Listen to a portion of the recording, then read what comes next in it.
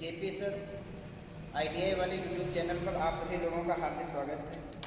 आज हम लोग मल्टीमीटर के बारे में जानेंगे, इसमें फंक्शन क्या क्या होते हैं और इसको चलाया कैसे जाता है। ये हमारे पास मल्टीमीटर है, इसके पास ये जो तार हैं इनको प्रोब बोलते हैं और इनको कैसे लगाया जाता है सबसे पहले उस चीज़ को समझेंगे। इधर दिखाओ जरा भाई, ये इसके दोनों प्रोब को यहाँ पर 3 टर्मिनल आपको दिख रहे हैं। तो सबसे ये कॉमन वाला या कॉमन लिखा हुआ है, कॉमन वाला ब्लैक कॉमन में लगा देंगे। उसके बाद आपको देखना है कि अगर आप 10 एम्पियर से ज़्यादा की करंट को मेजर करेंगे तो आपको ऊपर वाले में लगाना है। उससे अगर कम में चेक करेंगे और आप वोल्टेज चेक करेंगे, प्रतिरोध चेक करेंगे, तो वहाँ पर आपको नीचे वाले में प्रोब लगाना है। यहाँ पर हमने प्रोब लगा दिया और सबसे पहले ये यहाँ पर ऑफ की स्थिति में अब पहुँच चुका है। अब हम सबसे पहले चेक करेंगे डीसी वोल्टेज। हमारे पास सेल है, इस सेल को हम चेक करेंगे कितने वोल्टेज का सेल है। तो यहाँ पर सबसे पहले ये देखेंगे कि ये जो V फॉर वोल्टेज है और इसके आगे की तरफ स्ट्रेट लाइन खिंची हुई है, इसका मतलब है कि यहाँ सेट करने के बाद हम डीसी वोल्टेज को मेजर कर सकते हैं। वोल्टेज का एक साइन यहाँ भी है, लेकिन इसके आगे एसी का साइन लगा हुआ है, थोड़ा सा वेव में लगा हुआ है। तो ये जब हमको एसी वोल्टेज चेक करना होगा तो यहाँ पर सेट कर देंगे। यहाँ पर एक निशान बना हुआ है तीर जैसा, इस निशान को ही सेट किया जाता है। ध्यान रखेंगे कि ये डीसी वोल्टेज का सेल है और ये तकरीबन 1.5 या 2 वोल्टेज का होगा। अब यहाँ पर ध्यान रखना है कि जितने वोल्टेज का हमारा सेल होता है उससे थोड़ा सा बढ़ा करके हम चेक करते हैं। जैसे 1.5 वोल्टेज का ये है तो इसको हम सेट करेंगे 20 पर।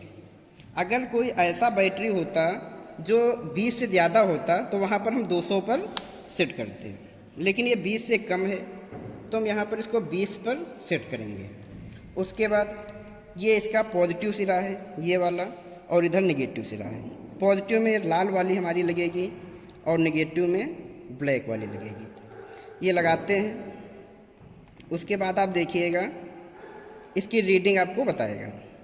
जैसे इसको लगाते हैं, ये इसकी रीडिंग बता रहा है, कितनी दिखा रहा है 1.54 वोल्टेज, यानी कि सेल हमारा 1.5 वोल्टेज का है। अगर यहीं पर हमको एसी वोल्टेज को चेक करना रहता तो हमारे पास ये बोर्ड है जिसमें एसी वोल्टेज आ रहा है। इधर हम दिखाएंगे ये बल्ब जल रहा है, ये एसी वोल्टेज का है। अब इसको हम ले जाएंगे एसी पर। एसी यहाँ हमारे पास एक 200 दे रखा है, 200 वोल्ट, और एक 750 वोल्ट दे रखा है। जनरली हमारे घर में 200 से ऊपर आता है तो हम 200 से ऊपर तो 750 ही है और हम इसको 750 वोल्टेज पर लगाते हैं। उसके बाद चेक करते हैं इसको।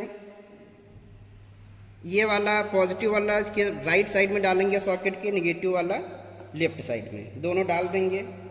उसके बाद स्विच ऑन करेंगे और इधर आप देखिए ये 238 239 ये हमारा मेजर कर रहा है, यानी 240 के आसपास हमारी वोल्टेज आ रही है। हम ये कह सकते हैं कि हमारे यहाँ 240 वोल्टेज आ रही है। तो ये हमारा इस तरीके से पूरा एसी वोल्टेज चेक हो गया और ये एसी यहाँ पर आ रहा है। अभी देखिए 240 और 239 238 ऐसे मेजर कर रहा है। अब यहाँ से इसको हम हटा देते हैं। और भी इसके बहुत सारे फंक्शन हैं। जैसे आगे बढ़ेंगे तो यहाँ पर आपको दिखेगा ये ओम का निशान, यानी कि ये पूरा यहाँ से लेकर के यहाँ तक ये पूरा ओम का है कि हमको प्रतिरोध अगर चेक करना है। प्रतिरोध चेक करने के लिए हमारे पास रजिस्टर हैं। इन रजिस्टर को हम चेक करेंगे।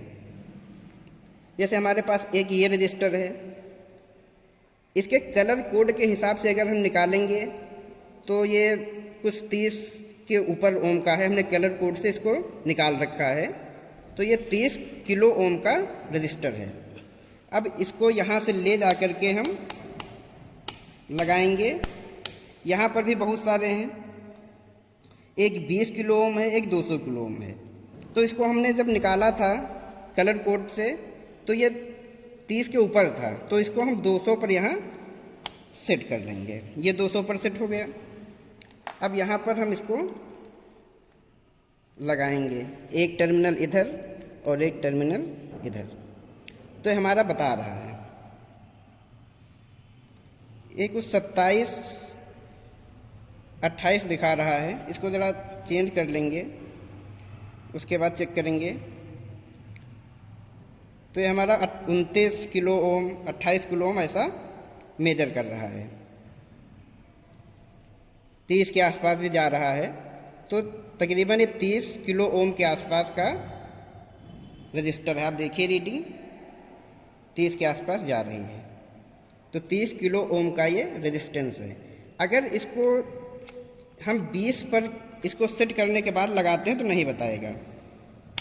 इसको लगा दिया, अब चेक करेंगे तो वहाँ पर 1 आर लिख कर के आ रहा, कोई रीडिंग नहीं बता रहा है, क्योंकि 20 से ऊपर का है और इसको हमने 20 पर सेट कर रखा है, इसलिए नहीं बता रहा है।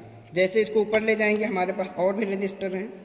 एक ये है, इसको हम ज़रा चेक करेंगे कितने का है। ये उल्टा शायद लग गया है, अब ये नहीं बता रहा है। ये या तो कम होगा या ज़्यादा का होगा। आगे बढ़ा के 2000 पर चेक कर लेते हैं। 2000 पर लगाने के बाद तब भी नहीं बता रहा है। और नीचे ले जाएंगे, इसको हम 20 पर सेट करके एक बार देखेंगे, हो सकता है एक कम का हो।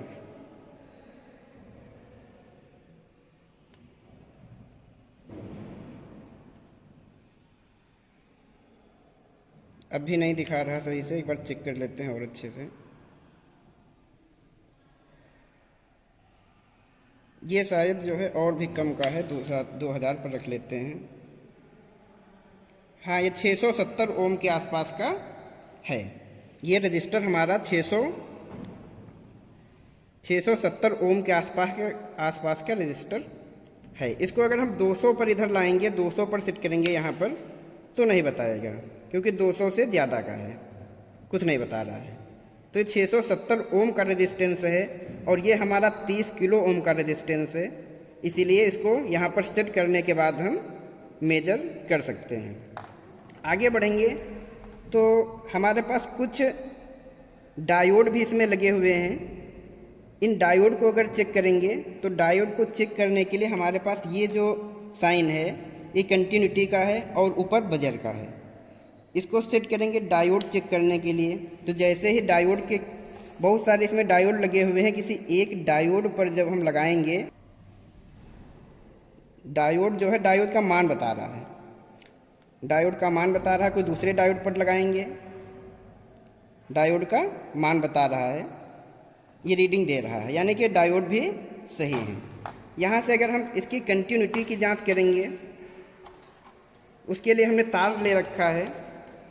यहाँ से चेक कर लिया जाता है कि तार कहीं बीच से अगर ख़राब तो नहीं है, उसके लिए हम इसको चेक करेंगे। तो जैसे ही तार के दोनों सिरों पर लगाएंगे तो ये आवाज़ करेगा, देखिएगा ये बीप की आवाज़ कर रहा है।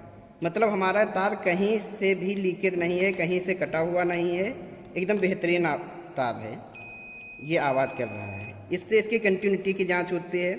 बहुत सारे इलेक्ट्रॉनिक सर्किट होते हैं जिसमें चेक किया जाता है कि कोई दो सर्किट आपस में अगर अटैच हैं तो कहीं से फॉल्ट उनमें नहीं है, तो इस तरीके से कंटिन्यूटी की जांच करते हैं। आगे इसमें जाएंगे तो एक ये साइन आपका दिखा रहा है और एक ये साइन दिखा रहा है। आगे बढ़ेंगे और आगे एक ये साइन दिख रहा है आगे, ये किसी चीज़ को चेक करने के लिए नहीं होता है, ये बेसिकली फ्रीक्वेंसी और इनपुट आउटपुट जो इसको वोल्टेज जो होता है उसके लिए होता है।